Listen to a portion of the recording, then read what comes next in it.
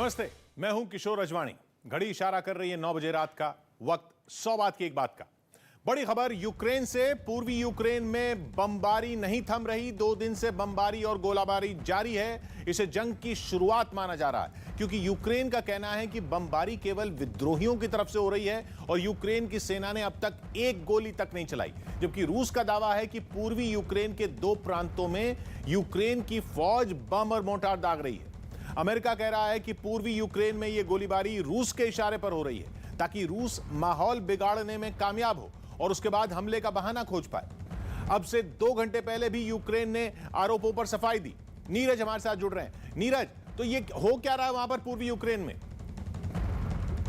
जी किशोर, गोलाबारी के बाद पूर्वी यूक्रेन में लगातार तनाव की स्थिति बनी हुई है। पिछले 2 दिनों से गोलाबारी जारी है और यूक्रेन की तरफ से एक बार फिर रूस के उस दावे को खारिज किया गया, जिसमें रूस की तरफ से बार बार ये दावा किया जा रहा है कि यूक्रेन की तरफ से डोनबास और लुहांस्क इलाके में कार्रवाई की जा रही है, आक्रामक कार्रवाई की जा रही है। लेकिन यूक्रेन के विदेश मंत्री ने अब से 2 घंटे पहले ट्वीट किया और उन्होंने कहा है कि इस तरह की कोई कार्रवाई नहीं की जा रही है और रूस की तरफ से यूक्रेन के खिलाफ झूठ फैलाया जा रहा है। जी नीरज, यूक्रेन और रूस के विवाद में कोई भी कूटनीतिक चाल काम करती नहीं दिख रही। दोनों ही पक्ष जंग की तैयारी करते दिख रहे हैं। रूस की हर चाल आग में घी डालने का काम कर रही है। पहले से रूस की सेना की मौजूदगी की वजह से यूक्रेन की सीमाओं पर तनाव है। ऊपर से बेलारूस में रूस का अभ्यास जंग का माहौल तैयार करने में कोई कसर नहीं छोड़ रहा, जिसकी तस्वीरें भी खुद रूस का रक्षा मंत्रालय ही जारी कर रहा है। रूस के रक्षा मंत्रालय ने ही युद्ध के अभ्यास का नया वीडियो जारी किया। यह वीडियो बेलारूस में चल रहे यूनियन रेजोल्यूशन 2022 का बताया जा रहा है, जिसमें रूस और बेलारूस दोनों की सेनाएं मिलकर अभ्यास कर रही हैं। वीडियो में मल्टीपल रॉकेट लॉन्चर सिस्टम एक साथ सैकड़ों रॉकेट दागते दिखे। अभ्यास में बड़ी संख्या में रॉकेट लॉन्चर सिस्टम इस्तेमाल किए गए, जिनसे एक साथ रॉकेट दाग कर देखे गए। मतलब तैयारी किसी सामान्य अभ्यास जैसी नहीं, बल्कि किसी बड़ी जंग की तैयारी की दिखी। सेनाओं का अभ्यास कोई बड़ी बात नहीं। रूस और बेलारूस की फौजें इससे पहले भी साथ मिलकर अभ्यास करती रही हैं, लेकिन मौजूदा हालात में ऐसा अभ्यास दुश्मन को उकसाने वाला है। बेलारूस की सीमा से यूक्रेन की राजधानी का फासला केवल 90 किलोमीटर है। इसीलिए माना जा रहा है कि यूक्रेन और रूस का विवाद तेजी से विश्व युद्ध की तरफ बढ़ रहा है। ऊपर से रूस की तरफ से एक बड़ा ऐलान किया गया, जो एक तरह से यह दिखाने वाला है कि रूस को अमेरिका या नाटो की नाराजगी से कोई फर्क ही नहीं पड़ता, क्योंकि रूस अपनी मिसाइलों की ड्रिल मतलब अभ्यास करने वाला है। सेना की तैयारियां परखने के लिए भी आमतौर पर मिसाइलों को चलाकर नहीं देखा जाता, लेकिन रूस अपनी मिसाइलों को चलाकर देखेगा। जो मिसाइलें इस ड्रिल का हिस्सा बनेंगी, उनमें बैलिस्टिक मिसाइलें भी होंगी और क्रूज मिसाइलें भी होंगी, लंबी दूरी की मिसाइलें भी होंगी और छोटी दूरी की मिसाइलें भी होंगी। मतलब एक तरह से ताकत का प्रदर्शन होगा। सबसे बड़ी बात यह, व्लादिमीर पुतिन खुद इस अभ्यास को देखने के लिए पहुंचेंगे। रूस में राष्ट्रपति ही सेनाओं के कमांडर इन चीफ भी होते हैं। साफ है कि इस अभ्यास का मकसद अपनी ताकत को परखने से ज्यादा ताकत का प्रदर्शन करना है, ताकि अमेरिका और यूक्रेन पर दबाव बनाया जा सके। और यह तैयारी साफ करती है कि रूस मानकर बैठा है कि जंग तो होकर रहेगी। सैटेलाइट से ली गई ताजा तस्वीरें भी यही बताने वाली हैं कि रूस के सेना को पीछे बुलाने के दावों में दम नहीं है। सैटेलाइट से ली गई ताजा तस्वीरें इशारा करने वाली हैं कि रूस की सेना की मौजूदगी पहले से कहीं ज्यादा है। करीब 15 दिन पहले भी रूस की सेना की सैटेलाइट से ली गई तस्वीरें अमेरिका ने जारी की थी। उन्हीं तस्वीरों के जरिए यह पता चला था कि रूस की फौज ने अपने सैनिक और जंग का सामान ही सीमाओं पर नहीं भेजा, बल्कि मजबूत कैंप तक बना लिए हैं। अब सामने आई ताजा तस्वीरें उससे भी ज्यादा हैरान करने वाली हैं। बेलारूस और क्राइमिया की सीमाओं के पास की ये तस्वीरें दिखाती हैं कि रूस की सेना सरहदों पर पूरी बस्ती बसा चुकी है। तस्वीरों में सैनिकों की बहुत बड़ी संख्या दिख रही है। अभी तक अमेरिका दावा करता रहा है कि रूस के करीब 1.5 लाख सैनिक सीमाओं पर तैनात हैं, लेकिन सैटेलाइट की तस्वीरें सामने आने के बाद दावा किया गया कि यह आंकड़ा इससे कहीं ज्यादा बड़ा हो सकता है। इसलिए अमेरिका भी रूस की तैयारियों को हल्के में लेने के मूड में नहीं दिख रहा। अमेरिका का भी जंग की तैयारियां बढ़ाने पर पूरा जोर है। इसी वजह से यूक्रेन की सीमाओं के पास सेनाओं को पहुंचाने का काम अमेरिका और नाटो के बाकी सदस्य देशों ने तेज कर दिया है। अमेरिका ने F-35A फाइटर प्लेन जर्मनी में भेजने का फैसला लिया। जर्मनी में अमेरिका की वायुसेना पहले से मौजूद है। दावा किया जा रहा है कि इस बार इन फाइटर विमानों का एक दस्ता जर्मनी भेजा गया है। एक दस्ते में 18 से 24 के बीच फाइटर प्लेन होते हैं। जर्मनी से यूक्रेन की सीमाएं ज्यादा दूर नहीं है, बीच में पोलैंड है जहां नाटो की फौजें पहले से मौजूद हैं। असल में पोलैंड और लिथुआनिया ही वो देश हैं जिनकी यूक्रेन से लगती सीमाएं अमेरिका के लिए सबसे अहम है, क्योंकि इन्हीं सीमाओं पर अमेरिका और सभी नाटो देश अपनी अपनी सेनाओं को पिछले 1 महीने से भेज रहे हैं। मतलब यह कि अगर यूक्रेन की उत्तरी, पूर्वी और दक्षिणी सीमाओं को रूस ने घेरा हुआ है तो पश्चिमी छोर की एक बड़ी सीमा पर यूक्रेन के सहयोगियों की फौजें मौजूद हैं जो रूस को जवाब देने के लिए लगातार अपनी मौजूदगी को बढ़ा रही हैं। वहीं यूक्रेन की पूर्वी सीमा पर छिड़ी जंग थमने का नाम नहीं ले रही। 2 दिन से वहां बम और मोर्टार बरस रहे हैं, जिसके लिए यूक्रेन की फौज और वहां के कुछ अलगाववादी संगठन एक दूसरे को दोषी बता रहे हैं। पूर्वी छोर पर जिन 2 प्रांतों में बवाल मचा है उनके नाम हैं लुहांस्क और डोनेस्क। दोनों ही प्रांतों पर बरसों से वहां के ऐसे विद्रोहियों का कब्जा है जिन्हें रूस का समर्थन हासिल है। 2015 में उन विद्रोहियों से यूक्रेन ने सीज फायर का समझौता भी किया था, लेकिन बीते 2 दिन में उस समझौते की धज्जियां उड़ चुकी हैं। वहां के एक स्कूल पर बरसे बमों की तस्वीरें इंटरनेट पर वायरल हैं। यूक्रेन की सेना पर हुई बमबारी का एक वीडियो तो यूक्रेन की सेना ने सोशल मीडिया पर भी डाला। आरोप लगाया गया कि जिस वक्त ये बमबारी हुई, सड़क से रेड क्रॉस की गाड़ियां गुजर रही थीं, जो हमले में बाल बाल बच गईं। बताया जा रहा है कि 2 दिन से 44 से ज्यादा बार गोलीबारी और बमबारी हो चुकी है, जिसकी चपेट में कुछ आम नागरिकों के भी आने का दावा किया जा रहा है। इसके पीछे यूक्रेन सीधा सीधा रूस को जिम्मेदार ठहरा है, जबकि रूस उसे यूक्रेन का अंदरूनी मामला बता रहा है। लेकिन यूक्रेन में बमबारी के मुद्दे पर सुरक्षा परिषद की बैठक में अमेरिका और रूस भिड़ गए, क्योंकि अमेरिका ने सुरक्षा परिषद की बैठक में रूस पर गंभीर आरोप लगा दिया और साफ कहा कि रूस बहुत जल्द यूक्रेन पर हमला करने वाला है। इसीलिए विद्रोहियों को उकसाकर माहौल बिगाड़ने की कोशिश हो रही है। अमेरिका का कहना है कि रूस इस तरह का माहौल बनाकर यूक्रेन पर हमले का बहाना तैयार कर रहा है, लेकिन रूस ने उल्टा अमेरिका पर ही हमला बोल दिया। रूस ने आरोप लगाया कि यूक्रेन तो नाटो के साथ मिलकर साजिश रच रहा है, इसीलिए उसने 2015 का समझौता भी तोड़ दिया और खोट उसकी नीयत में माना जाना चाहिए, जिसने सालों पुराना समझौता तोड़कर बम बरसाए हों। यूक्रेन पर यह आरोप रूस ने लगाया। मतलब यह कि सुरक्षा परिषद की बैठक जो सिर्फ यूक्रेन के मसले पर चर्चा के लिए बुलाई गई थी, उसमें अमेरिका और रूस के बीच बहस छिड़ गई। दोनों ने एक दूसरे पर आरोप लगाए और कोई समाधान नहीं निकला। इसलिए केवल अमेरिका ही नहीं, बल्कि अमेरिका के सहयोगी देश भी लगातार पुतिन पर दबाव बनाने की कोशिश में लगे रहे। अब अमेरिका ऐसी चालें चल रहा है जिसके जरिए बिना हथियार चलाए ही रूस को बैकफुट पर धकेला जा सके, जिसके लिए बाइडेन ने मोर्चा संभाल लिया। बाइडेन ने फिर दोहराया कि रूस की तैयारी यूक्रेन पर हमला करने की है। Every indication we have is they're prepared to go into Ukraine, attack Ukraine. इससे पहले से अमेरिका आर्थिक प्रतिबंधों की बात कहकर पुतिन पर दबाव बनाने की कोशिश में लगा है। Nord Stream 2, the pipeline that would bring natural gas from Russia to Germany. If Russia further invades Ukraine, it will not happen. अब अमेरिका के सहयोगी देश भी रूस को प्रतिबंधों का डर दिखा रहे हैं। We stopped the raising of funds by Russian companies on London financial markets. That's a very, very tough sanction that we'll be bringing in. हालांकि ऐसी किसी भी धमकी का रूस पर अब तक कोई असर नहीं दिखा है, बल्कि रूस तो अब अमेरिका को कूटनीति की भाषा में भी कड़े जवाब दे रहा है। रूस ने अमेरिका के उपराजदूत की छुट्टी कर दी। उपराजदूत एक बड़ा राजनयिक पद होता है। रूस में अमेरिका के दूसरे नंबर के सबसे बड़े राजनयिक अधिकारी।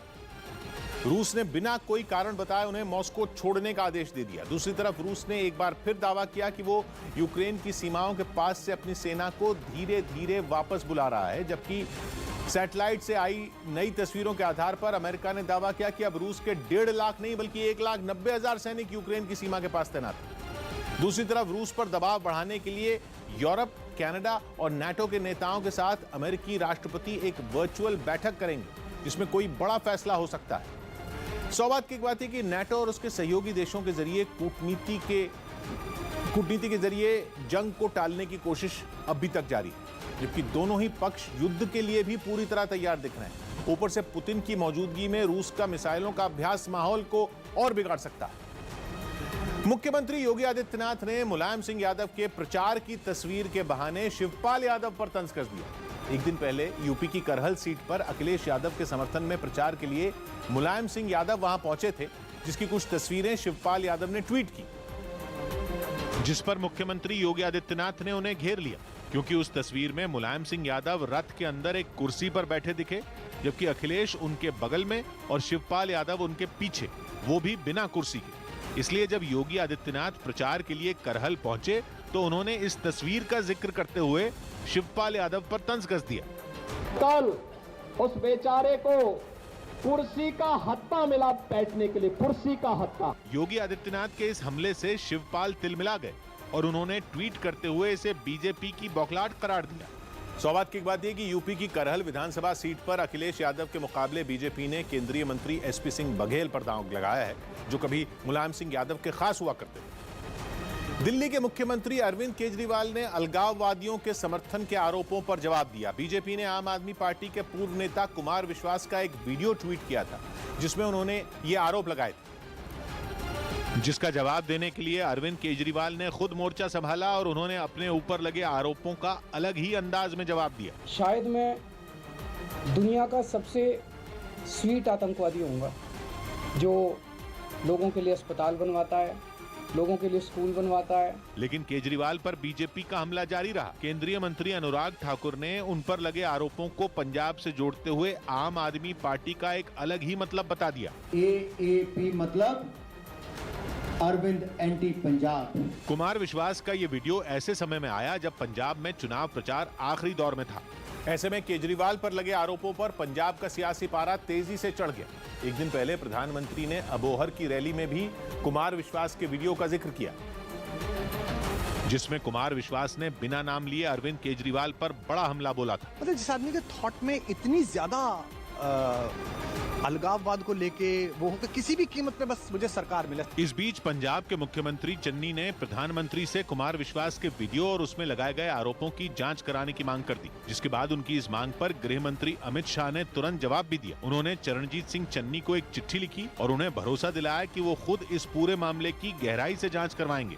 सौगात की बात है कि कुमार विश्वास के वीडियो पर तब विवाद खड़ा हुआ जब 2 दिन पहले बीजेपी ने इसे ट्वीट किया और अरविंद केजरीवाल पर अलगाववादियों के समर्थन का आरोप लगाया। आम आदमी पार्टी ने उन पर लगे इन आरोपों को नकारा भी, लेकिन अब इस पूरे मामले की जांच की मांग उठ रही है। वहीं सूत्रों के मुताबिक भारत सरकार कुमार विश्वास की सुरक्षा बढ़ाने की तैयारी भी कर रही है। फिल्म बच्चन पांडे का ट्रेलर जारी कर दिया गया।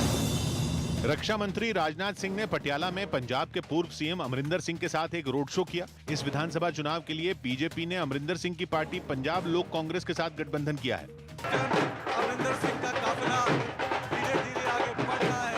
रक्षा मंत्री राजनाथ सिंह भी मौजूद हैं। भारतीय महिला क्रिकेट टीम को तीसरे वनडे मैच में भी हार का सामना करना पड़ा। उसे मेजबान न्यूजीलैंड ने 3 विकेट से हरा दिया। इस तरह भारतीय टीम 5 मैचों की सीरीज में 0-3 से पिछड़ गई।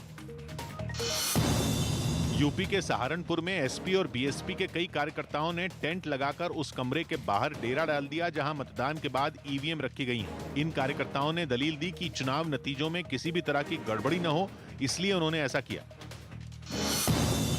राजस्थान के शिक्षा मंत्री गोविंद सिंह डोटासरा के एक बयान पर सियासी घमासान मच गया। नागौर दौरे पर डोटासरा ने बयान दिया कि महाराणा प्रताप और अकबर के बीच हल्दी घाटी का युद्ध सत्ता के लिए हुआ था। उन्होंने आरोप लगाया कि बीजेपी ने उस युद्ध को सांप्रदायिकता का रंग देकर स्कूल के सिलेबस में शामिल करा दिया था। महाराणा प्रताप और अकबर के बीच के युद्ध को धार्मिक युद्ध बता दिया, चाहे हिंदू और मुसलमानों की लड़ाई।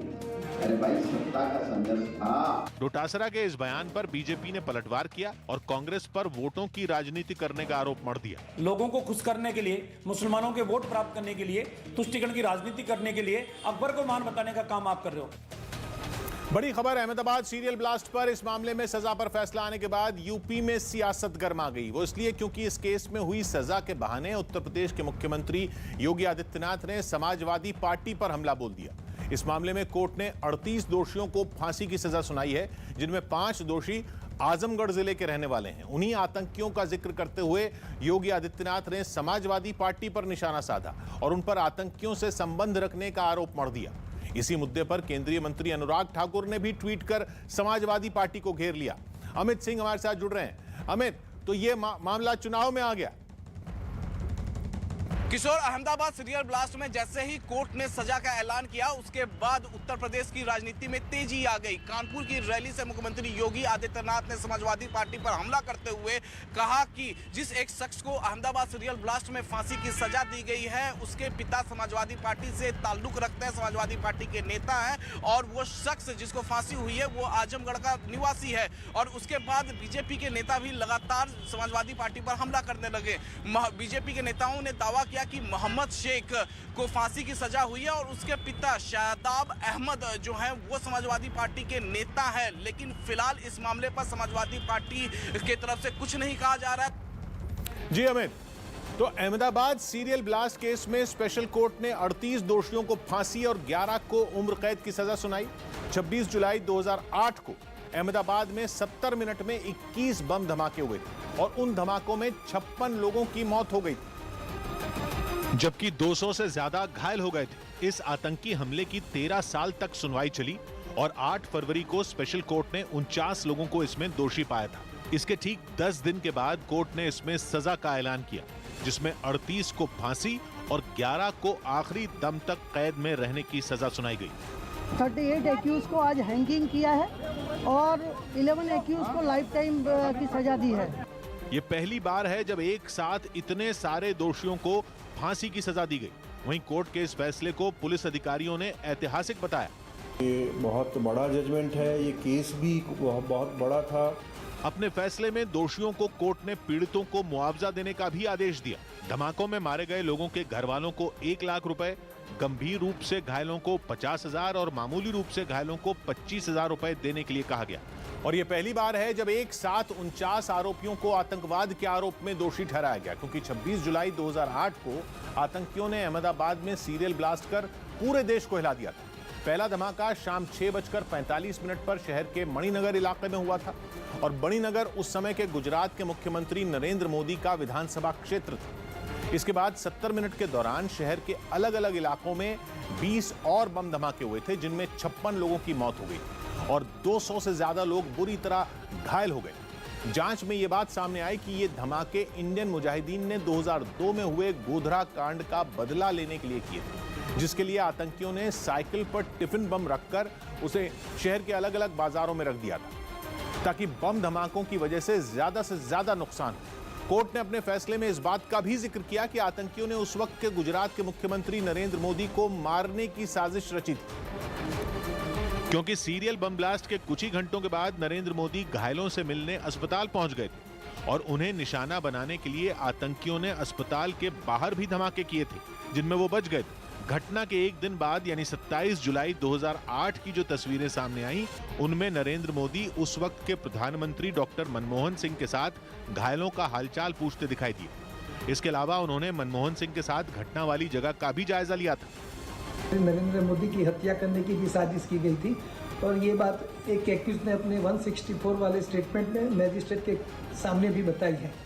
उस वक्त का एक वीडियो भी सामने आया जिसमें नरेंद्र मोदी तब के राज्य के गृह मंत्री अमित शाह, डीजीपी पीसी पांडे और कमिश्नर ओपी माथुर के साथ बैठक करते दिखाई दिए। जब ये आतंकवाद की घटना हुई उस वक्त श्री नरेंद्र मोदी जी की जान को भी खतरा था। कोर्ट ने अपने फैसले में यह भी लिखा कि इस आतंकी साजिश में तब के मुख्यमंत्री नरेंद्र मोदी अच्छे नसीब की वजह से बच गए थे। और अहमदाबाद सीरियल ब्लास्ट के बहाने उत्तर प्रदेश के मुख्यमंत्री योगी आदित्यनाथ ने समाजवादी पार्टी को घेर लिया। इस केस में आजमगढ़ के 8 लोग शामिल थे, जिनमें 5 लोगों को फांसी की सजा सुनाई गई, जबकि 3 लोग बरी हो चुके हैं। और अहमदाबाद की स्पेशल कोर्ट के इसी फैसले का जिक्र करते हुए योगी आदित्यनाथ ने समाजवादी पार्टी पर जोरदार हमला बोला। सीरियल ब्लास्ट की घटना के लिए जो आतंकी जिम्मेदार थे उसमें आजमगढ़ के संजरपुर का भी एक आतंकवादी था। उस आतंकवादी के पिता का संबंध किससे है मालूम है? समाजवादी पार्टी से। सीरियल ब्लास्ट केस में जिन 38 दोषियों को फांसी की सजा दी गई, उनमें 5 लोग आजमगढ़ जिले के संजरपुर के रहने वाले हैं, जिनके घरों में अब सन्नाटा पसरा है। घर वालों का कहना है कि वो इस फैसले के खिलाफ हाई कोर्ट का दरवाजा खटखटाएंगे। तो हम हाई कोर्ट जाएंगे और उम्मीद है कि वहां से लड़के छूटेंगे। इस हमले का मास्टरमाइंड आजमगढ़ के सरायमीर इलाके का रहने वाला अबू बशर बताया गया और उसे भी कोर्ट ने फांसी की सजा सुनाई है। सौबात की एक बात है कि सीरियल धमाकों के बाद अहमदाबाद में 20 और सूरत में 15 एफआईआर दर्ज हुई थी। इसके बाद दिसंबर 2009 से इस आतंकी हमले की सुनवाई शुरू हुई और सुनवाई के दौरान कोर्ट ने सभी 35 एफआईआर को एक कर दिया। इस मामले में कुल 78 आरोपी थे। बाद में एक आरोपी सरकारी गवाह बन गया था। इसमें 1163 गवाहों के बयान दर्ज किए गए थे और 6000 से ज्यादा सबूत पेश किए गए थे। पंजाब की कादियां सीट की वजह से बाजवा परिवार के 2 भाइयों में आई सियासी दूरी चर्चा का विषय बन गई। 2017 में कांग्रेस ने कादियां सीट से फतेह सिंह बाजवा को टिकट दिया था और वो वहां से जीते थे, लेकिन इस बार पार्टी ने वहां से उनके भाई और राज्यसभा सांसद प्रताप सिंह बाजवा को मैदान में उतारा और इस बात से खफा होकर फतेह सिंह बाजवा बीजेपी में चले गए। वो पार्टी के टिकट पर गुरदासपुर की बटाला सीट से चुनाव भी लड़ रहे हैं। मतलब ये कि कादियां सीट की वजह से दोनों भाइयों के राजनीतिक रास्ते अलग हो गए। परिवार एक, घर एक, लेकिन पार्टियां अलग अलग। नौबत यह आ गई कि गुरदासपुर में दोनों भाइयों के पुश्तैनी घर पर कांग्रेस और बीजेपी दोनों के झंडे लग गए। अभी आप जब घर पहुंचेंगे, इस महल के पास पहुंचेंगे, तो यहाँ एक झंडा आपको भारतीय जनता पार्टी का दिखेगा और दूसरा कांग्रेस पार्टी का है। ये बाजवा पैलेस सतनाम सिंह बाजवा ने बनवाया था, जिसके ऊपरी हिस्से में उनके बड़े बेटे प्रताप सिंह बाजवा रहते हैं और निचले में छोटे बेटे फतेह सिंह बाजवा। दोनों भाई अपना सियासी काम भी यहीं से करते हैं, लेकिन पार्टी अलग होने के बाद उनमें तलखी नजर आई। प्रताप सिंह बाजवा ने तो खुलकर अपनी नाराजगी दिखाई। बाय बर्थ हम ब्रदर्स हैं और इसके बाद हमारा कोई पॉलिटिकल संबंध भी नहीं और ना कोई हमारा तालमेल ही आपस में। यही बात छोटे भाई फतेह सिंह बाजवा ने भी कही, लेकिन दबी ज़बां और अलग अंदाज में। जो इज्जत मान सत्कार परिवार का है वो तो एक दूसरे को मिलता ही रहेगा। हाँ, पर जब राजनीतिक तौर पर, हाँ बिल्कुल। कांग्रेस के औपचारिक ऐलान से पहले ही प्रताप सिंह बाजवा ने कादियां सीट से चुनाव लड़ने की घोषणा कर दी थी, लेकिन उन्होंने अपने भाई की सीट पर कुछ नहीं कहा था। सौबात की बात है कि 2012 के विधानसभा चुनाव में इस सीट से प्रताप सिंह बाजवा की पत्नी करीब 16,000 वोटों से जीती थी, जिसके बाद 2017 में यहां से फतेह सिंह बाजवा करीब 12,000 वोटों से जीती थी। लेकिन इस बार उन्हें कादियां से टिकट नहीं मिला और कांग्रेस ने उनके बड़े भाई को मैदान में उतारा। कर्नाटक सरकार में मंत्री ईश्वरप्पा के भगवा झंडे वाले बयान पर सियासी घमासान तेज हो गया। कुछ दिन पहले उन्होंने कहा था कि एक दिन लाल किले पर भगवा झंडा लहराएगा, जिसके बाद से कांग्रेस उन पर केस दर्ज करने और उनके इस्तीफे की मांग पर अड़ गई। और अपनी मांग के समर्थन में कांग्रेस विधायकों ने पूरी रात विधानसभा में धरना दिया। इस दौरान कुछ लोग सदन के अंदर गद्दे बिछाकर सो गए, जबकि राज्य के पूर्व मुख्यमंत्री सिद्धरमैया के साथ रात को जाग रहे कुछ विधायक एक दूसरे का हौसला बढ़ाते रहे। लहरों से डर के नौका पार नहीं होती, कोशिश करने वालों की कभी हार नहीं होती। रात भर विधानसभा के अंदर विरोध जताने के बाद सुबह होते ही कांग्रेस के विधायकों ने विधानसभा भवन की सीढ़ियों पर धरना शुरू कर दिया। सौबात की बात है कि कांग्रेस ने विधानसभा की कार्यवाही के दौरान मंत्री ईश्वरप्पा के खिलाफ राष्ट्रद्रोह का मामला दर्ज करने की मांग को लेकर स्थगन प्रस्ताव पेश किया था, जिसे स्पीकर ने खारिज कर दिया, जिससे नाराज होकर कांग्रेस ने धरने पर बैठने का ऐलान कर दिया और यह भी साफ कर दिया कि ईश्वरप्पा पर केस दर्ज नहीं होने तक उनका धरना जारी रहेगा। पाकिस्तान के प्रधानमंत्री इमरान खान की कुर्सी खतरे में पड़ सकती है। वहां की संसद का सत्र शुरू हो चुका है और खबर है कि पाकिस्तान की विपक्षी पार्टियां इमरान खान की सरकार के खिलाफ अविश्वास प्रस्ताव लाने की तैयारी में, लेकिन पाकिस्तान में राजनीति के जानकारों का कहना है कि इमरान खान को सत्ता से हटाने का प्लान विपक्ष का नहीं बल्कि पाकिस्तानी सेना के प्रमुख कमर जावेद बाजवा इसके मास्टरमाइंड है। इमरान खान की सरकार पर यह आरोप लगते रहे हैं कि 2018 में सेना की मदद से धांधली करके ही उन्होंने पाकिस्तान की सत्ता हथियाई थी। उस वक्त भी बाजवा ही सेना प्रमुख थे, लेकिन अब इमरान खान और कमर जावेद बाजवा के बीच तकरार शुरू हो चुकी है। असल में इस साल के आखिर में कमर जावेद बाजवा आर्मी प्रमुख के पद से रिटायर हो जाएंगे और खबर है कि इमरान खान उनका कार्यकाल बढ़ाने के मूड में नहीं है। इमरान खान फैज हामिद को पाकिस्तानी सेना का नया प्रमुख बनाना चाहते हैं ताकि अगले चुनाव में सेना उन्हें दोबारा सत्ता दिलवाने में मदद कर सके। बस इसी बात से कमर जावेद बाजवा नाराज हो गए और उन्होंने विपक्ष को मोहरा बनाकर इमरान खान को कुर्सी से बेदखल करने का प्लान बना लिया। सौबात की एक बात यह कि पाकिस्तान की ज्यादातर सरकारें सेना के हाथों की कठपुतलियां नहीं है। इमरान खान पर भी सेना के इशारों पर काम करने के आरोप लगते रहे। पिछले महीने एक इंटरव्यू में उन्होंने सेना को तीखे तेवर दिखाए थे, जिसके बाद से यह विवाद शुरू हुआ। राज्यपाल के खिलाफ याचिका कलकत्ता हाईकोर्ट ने ठुकरा दी। कलकत्ता हाईकोर्ट ने उस जनहित याचिका को खारिज कर दिया जिसमें पश्चिम बंगाल के राज्यपाल जगदीप धनखड़ को पद से हटाने की मांग की गई थी। यूपी के सीएम योगी आदित्यनाथ ने कानपुर में एक रैली की। इस मौके पर उन्होंने दावा किया कि मैनपुरी की करहल सीट से एसपी उम्मीदवार की जमानत जब्त होगी। इसी करहल सीट से समाजवादी पार्टी के अध्यक्ष अखिलेश यादव मैदान में हैं। मैं विश्वास के साथ कह सकता हूं कि करहल में होने वाला चुनाव इस बार समाजवादी पार्टी की जमानत को जब्त करने वाला हो। पुर्तगाल में जल्द कोरोना बंदिशों को खत्म कर दिया जाएगा। ओमिक्रॉन के मामले घटने के बाद ये फैसला लिया गया, यानी अब सार्वजनिक जगहों पर जाने के लिए कोरोना रिपोर्ट या वैक्सीन सर्टिफिकेट दिखाना जरूरी नहीं होगा। राष्ट्रपति रामनाथ कोविंद सोमवार को विशाखापट्टनम जाएंगे, जहां वो देश में बने जंगी जहाजों और पनडुब्बियों की समीक्षा करेंगे। इसमें नौसेना के अलावा कोस्ट गार्ड के जहाज भी हिस्सा लेंगे।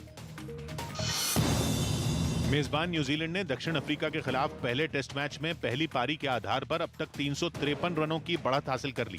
इस मुकाबले में दक्षिण अफ्रीकी टीम ने दूसरी पारी में भी खराब शुरुआत की और उसने दूसरे दिन का खेल खत्म होने तक 3 विकेट पर 34 रन बना लिए।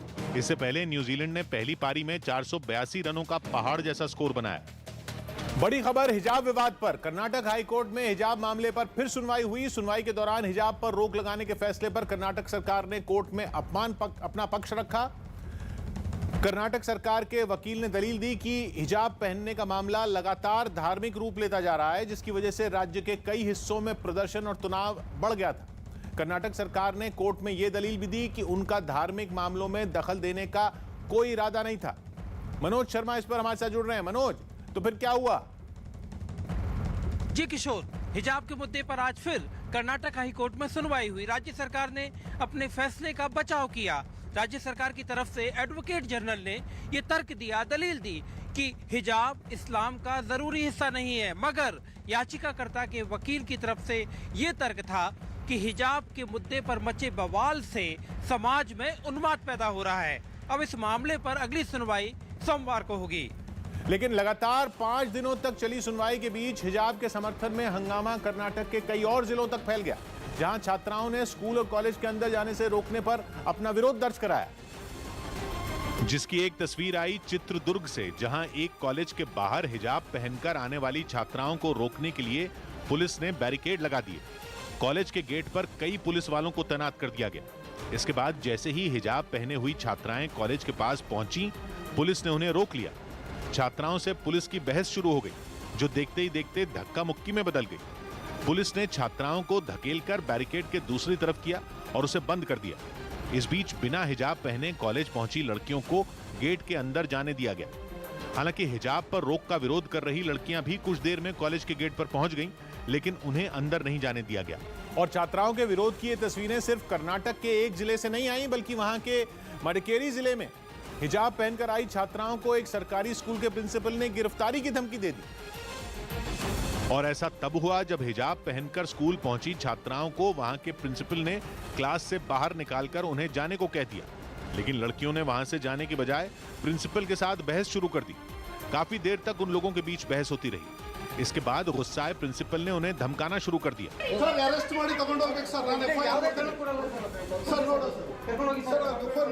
गिरफ्तारी और एफआईआर की धमकी के बाद हिजाब पहने हुए सभी छात्राएं स्कूल से निकलकर चली गईं। जबकि हिजाब पर विवादास्पद बयानों का सिलसिला नहीं थमा। मध्य प्रदेश के उज्जैन पहुंचे बीजेपी विधायक टी राजा सिंह ने हिजाब पर बेतुका बयान दे दिया। हिजाब और बुर्के के चक्कर में जाओगे तो कुछ नहीं बनोगे, भिखारी हो भिखारी ही बनोगे। सौभाग्य की एक बात थी कि प्रदर्शन और बढ़ते तनाव को देखते हुए 5 फरवरी को कर्नाटक सरकार ने हिजाब पर रोक लगाई थी और उनके वकील ने कोर्ट में यही दलील भी दी। लेकिन उसके बाद हिजाब के समर्थन में प्रदर्शन एक जिले से दूसरे जिले तक बढ़ता गया। अब कोर्ट में इस मामले पर सोमवार को फिर सुनवाई हुई। उत्तर प्रदेश में सीएए विरोधी प्रदर्शनकारियों की जब्त की गई प्रॉपर्टी लौटाई जाएगी। इस मामले में सुप्रीम कोर्ट ने यूपी सरकार को आदेश दिया कि प्रॉपर्टी के अलावा वो प्रदर्शनकारियों से वसूले गए पैसे भी उन्हें लौटाए। असल में 2019 में सीएए विरोधी प्रदर्शनों के दौरान यूपी के कई जिलों में हिंसा हुई थी और प्रदर्शनकारियों ने सरकारी और निजी संपत्तियों को काफी नुकसान पहुंचाया था। उसके बाद यूपी सरकार ने 274 लोगों को नोटिस जारी किए थे और उनमें कुछ की प्रॉपर्टी भी जब्त की थी। साथ ही सरकारी संपत्ति को नुकसान पहुंचाने पर कुछ लोगों से जुर्माने के तौर पर पैसे भी वसूले गए थे। सुप्रीम कोर्ट के आदेश से पहले यूपी सरकार ने कोर्ट में यह माना कि इन प्रदर्शनकारियों के खिलाफ नियमों के तहत कार्रवाई नहीं हुई। जिसके बाद सुप्रीम कोर्ट ने सभी प्रदर्शनकारियों की प्रॉपर्टी और उनसे वसूले गए पैसे लौटाने के आदेश दे दिए। सौगात की एक बात है कि यूपी सरकार ने इसी महीने की 14 और 15 तारीख को सभी प्रदर्शनकारियों को सूचना भेजी थी कि उनके खिलाफ दर्ज मामले वापस लिए जाते हैं। ये जानकारी सुप्रीम कोर्ट को भी दी गई, जिसके बाद कोर्ट ने अपना फैसला सुनाया।